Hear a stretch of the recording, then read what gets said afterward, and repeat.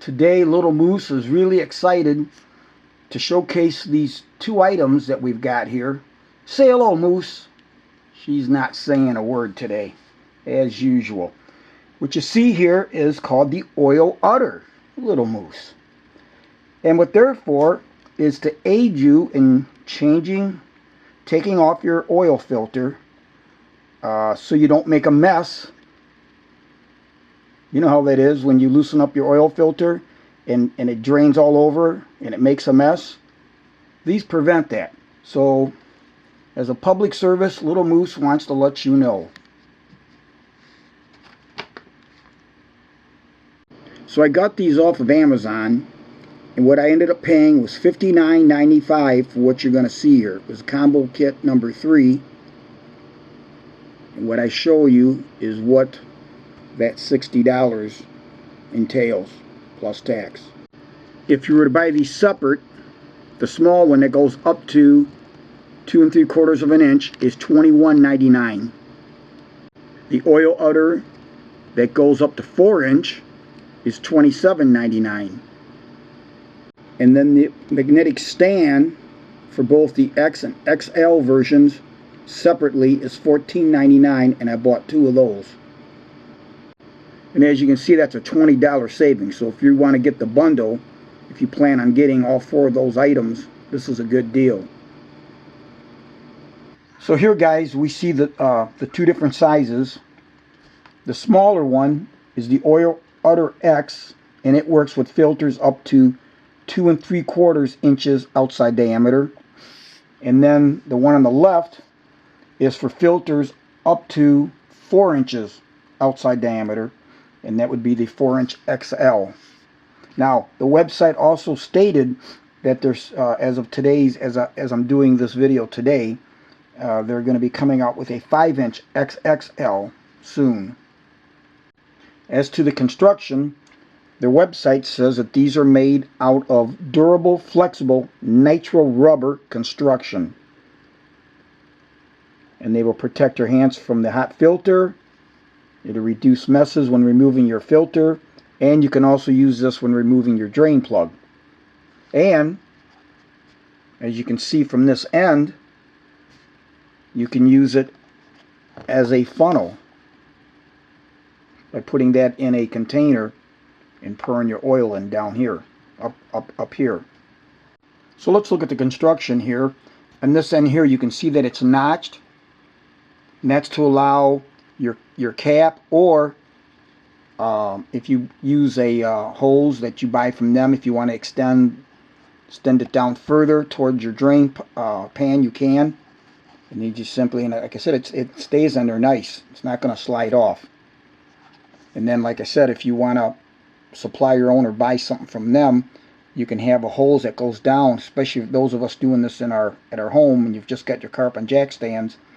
It won't splash as much. And then this is where you would take your hose that's in here, wrap it around, and put it in here, so that you don't, so you can keep it attached from here, and then that would just plug it off so it doesn't drip all over the place. From their website, it does show a hose they've got attached if you want to lead that oil down into your drain pan. And then that plug, you'd bend the hose over and put it in the plug to keep it from dripping. Now, per their website, they do show that tube to extend it down further for $3. Now we're looking down into, this is the 4", and you can see the construction. It's got these ribs, which help, according to the website, direct oil down. Then you'll notice this white thing in here. That has a magnet. So the beauty of that is, not only when you put this up for it to drain, this will stay right up on your on the oil filter in question when you just break it loose a little bit, because you don't want to break the filter. You just want to break it a little bit until oil starts to seep out, and just let it drain out like that. Otherwise, it could spew all over the place. You know what I'm talking about if you've done this more than once. But anyway, so that's what that is. And then that also is what hits the stem of your oil udder holder. That rod that comes down connects to that, and that's so that's really nice. It's really a nicely designed unit. Can't wait to give it a try.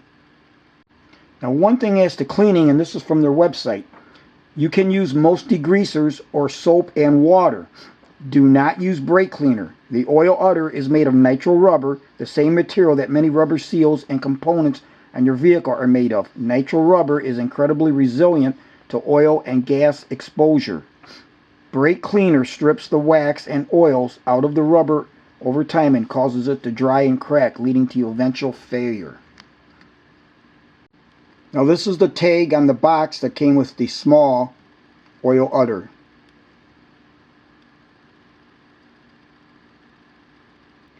And then this is the tag on the box from Amazon that came with the large oil udder. And one thing I like to see, it says invented, designed, and assembled in the United States of America. And from reading on the website, it's a two-person owned business. And I like to, whenever possible, patronize USA businesses and small businesses, because small businesses are the majority of businesses in this country that keep people working. And as you can see from a little paper that's included, Kevin and Elliot, the other guys, and there's their email for support. And guys, where would you be without attorneys? You can pause the video and read for the lawyers section.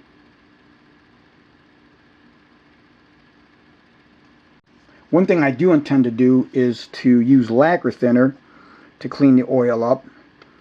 And I've already done this, so I know it works, but I'm going to do it for the camera. Here's lacquer thinner that I have in a spray bottle. And what my intention is when this is dirty, because I'm not going to change oil, every day, so it's only going to be on my one vehicle. So what I want to do is I would spray the inside, maybe even the outside, kind of let it drain down, open up the plug, use air, blow it out, and just kind of keep, the majority of the oil out of there. No reason to have all that in there. So what I'm going to do, spray that in there. And you can see how it's wet. And it is absolutely not doing anything. And you know how plastic is? A lot of plastics that get soft and gummy. Nothing's happening there.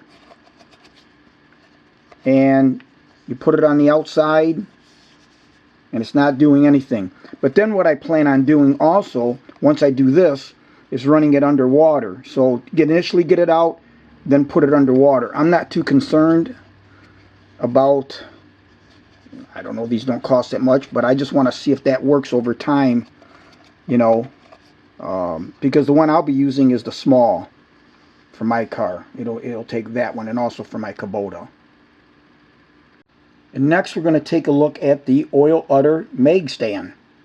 And this is the tag that's on the box that it comes in from Amazon.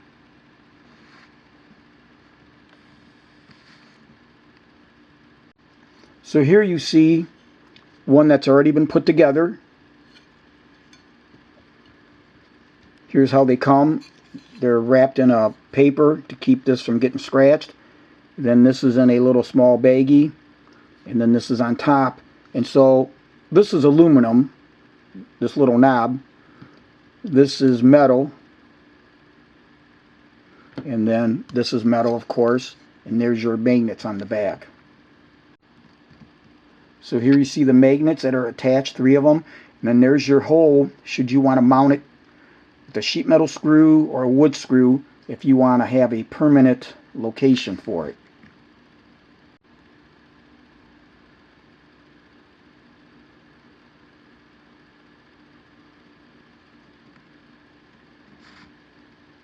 So guys, it could not be simpler. Put that stud through there. Attach the knob. And there you have it. Also, your oil udder mag stand can stick to the frame of your vehicle when you are under your car, so you have a clean place to put your oil udder. And here you see how it attaches to metal.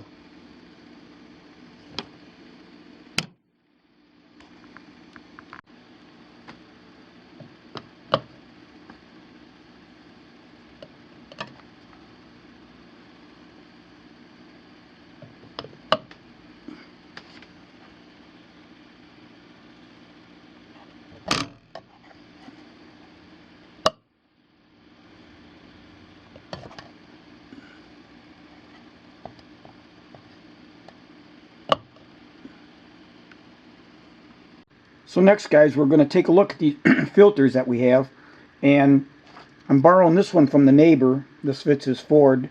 It's approximately 3 3/4 inch outside diameter. The Napa Gold is what I like to use for my CRV. This is approximately 2 9/16 inches in diameter. And then we have these two, the Kubota. Well, these both will work on my Kubota. This is a Kubota branded oil filter, and this is a K&N, and it's got this little knob on it there to put a wrench, so I thought I would try that too. And these are also 2 9/16 outside diameter. Alright, so the first thing I want to demonstrate is the magnet. So again, we're going to use the 4-inch oil udder, and you can see that that picks up that filter, and it's on there pretty decent. Now I wouldn't want to shake it around, but you can see that it picks it up no issue. And so again, when you just crack this a little bit, and then you can grip this and just turn it a little bit by hand, and then when it starts to ooze down, you can see that it'll go around those ridges, go down in there, down into the funnel, into this area down here. And hopefully when I do my oil change, we'll see that. By the way, I'm doing this ahead of time. I still got about 1,000 miles on my oil to change. I do it every 5,000, but I thought I would do the initial part ahead of time. Alright, next we're going to do the one for my Honda CRV, 2 9/16 approximate OD at the widest points here. Same thing.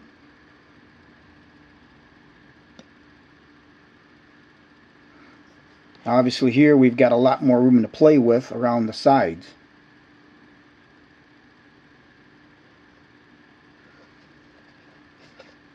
And again, this is nice because you can grip this so that once you crack it loose, you can turn it off a little bit. Again, just let it ooze out.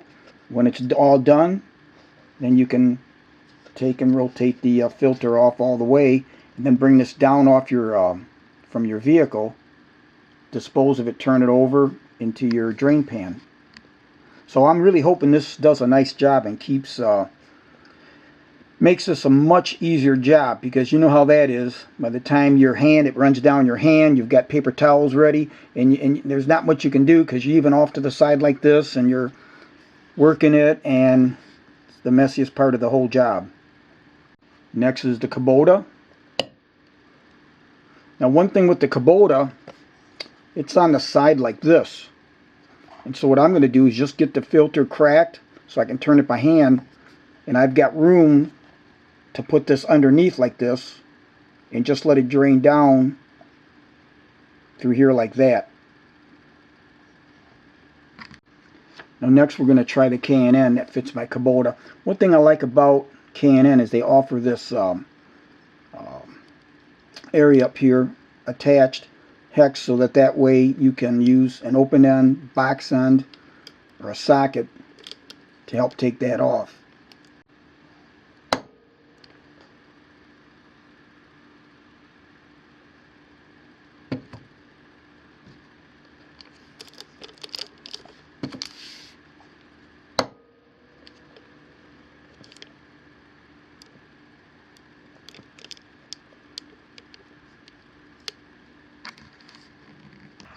Alright guys, so as I change oil today, it is Sunday, May the 25th, 2025. It's the day before Memorial Day in the United States. And the vehicle this is my 2014 Honda CRV. It has 179,865 miles. And I keep the I keep this thing in immaculate shape, as you can see. For that many miles, I try to keep things very clean, change my fluids. My oil I change every 5,000. I change the transmission fluid every year, the rear end fluid every year, and the coolant every year. I just got done rotating my tires, and I do that at every oil change at 5,000 miles. Okay, so I've got the oil filter. I had to loosen it a little bit with the oil filter wrench so that I could, so it wasn't so tight. So let's try this. Well, I guess I got to go a little more. Let me loosen it just a little more.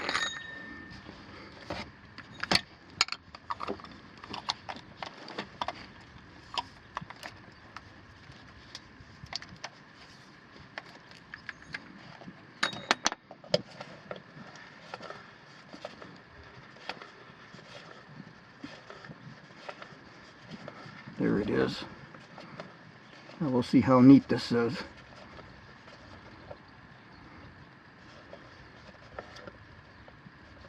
I'll let it set there for just a little bit to drain down into here. So far, so good.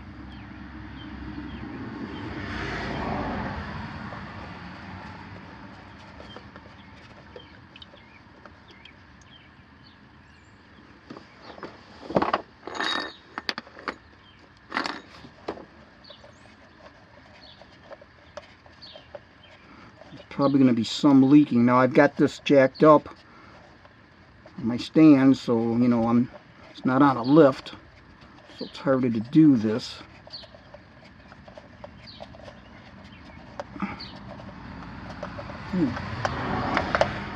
There it is. Oh well, what the hell? Well, not as neat as I thought. I guess there was that little bit. I should have let it drain a little bit longer. I did get some over, so not quite as neat as I thought it would be.